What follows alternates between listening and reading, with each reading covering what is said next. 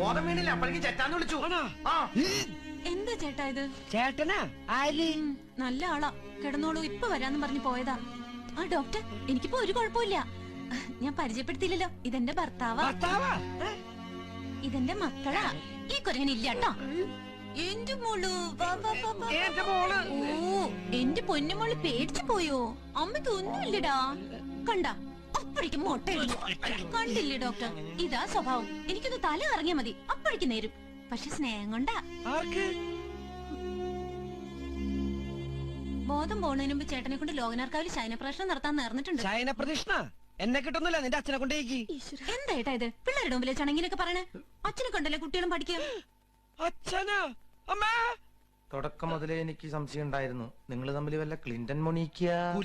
മനുഷ്യനോട് പ്രാന്ത് പിടിച്ച് നിൽക്കുമ്പോൾ അവന്റെ ഒരു ഞൗണിക്ക. ചേട്ടാ